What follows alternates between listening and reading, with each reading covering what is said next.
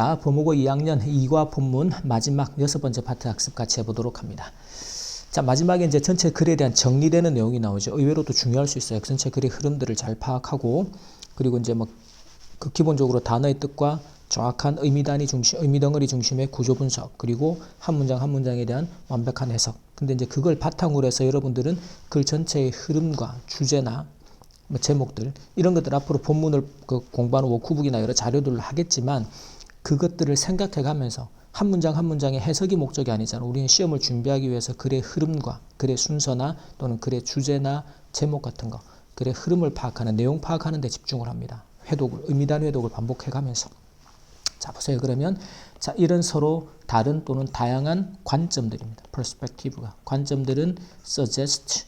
자, 요럴 때는 이렇게 동사까지. 그래서 이 관점들이 나타내고 보여줍니다. 우리가 주의해야 한다라는 것을 뭐 하지 않도록 해요. to 부정사가 뭐 하기 위해서, 또는 이제 not이 있으니까, 그래서 hasty라는 단어가 조급한, 성급한 판단, 누구에 대한, 사람들에 대한 성급한 판단.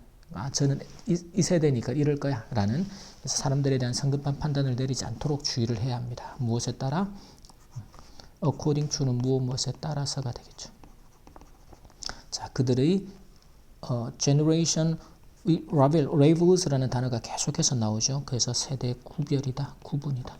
이게 표시예요, 결국 라벨은. 그래서 그들의 세대 구분에 따라서 이 세대니까 이럴 거야. 그렇게 성급한 판단을 해서는 안 된다. 자, 그리고 우리는요, do not consider. 고려하기를 원하지 않는다. 고려하고 싶지 않다. consider가 고려하다예요. only when. 자, only는 오직.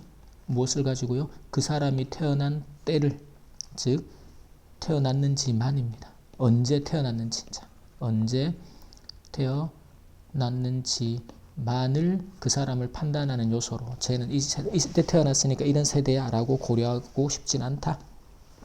자, 이것은 뭐예요?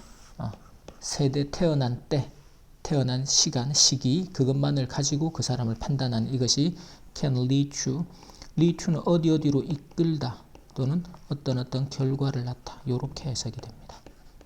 그리고 generalization은 일반화인데 over, 그래서 이거는 이제 과잉 일반화, 지나치게 모든 사람들을 그 세대라는 틀에 넣어서, 그게 이제 frame 하는 거죠. 틀에 박는. 자, 어떤 과잉 일반화, 이건 뭔가 하면 모든 에스펙은 측면입니다. 그래서 한 사람의 독특한 unique, 개인적인 정체성, 즉 그 사람만이 가지고 있는 개인의 독특한 정체성을 완전히, 정체성의 모든 측면을 캡처하지 못한다. 캡처는 이제 담아내는 거. 원래 이제 포착하다 이런 뜻으로도 많이 씁니다. 그러니까 어떤 세대가 갖는 공통적인 특징들이 존재하지만, 그걸 가지고 개인이 갖고 있는 독특한 개성이나 정체성에 대한 특징들을 무시하고, 이 세대니까, 너는 이 세대니까 이래 라고 하는 것은 그들의 모든 개인적인 정체성의 측면들을 완전히 담아내지 못하는 과잉 일반화다 라고 지금 정의를 하고 있는 거예요.